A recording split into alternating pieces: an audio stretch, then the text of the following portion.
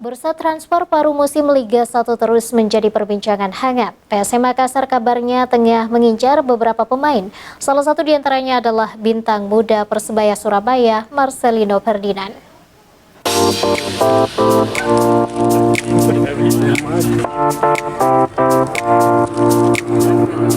PSM Makassar yang tampil konsisten sepanjang putaran pertama Liga 1 kabarnya akan mendatangkan beberapa pemain baru untuk membuat performa tim semakin baik.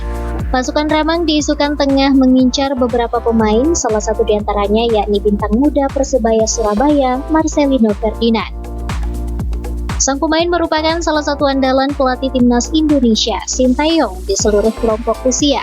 Marcelino berposisi sebagai gelandang dan memiliki kemampuan menyerang yang sangat baik. Peluang pemain 18 tahun ini bergabung dengan PSM cukup terbuka. Terlebih, pelatih Bernardo Tavares gemar menggunakan jasa pemain muda di skuadnya. Transfermarkt mencatat harga Marcelino ada di kisaran 3,9 miliar rupiah. Namun, kini sang pemain masih terikat kontrak dengan Persebaya.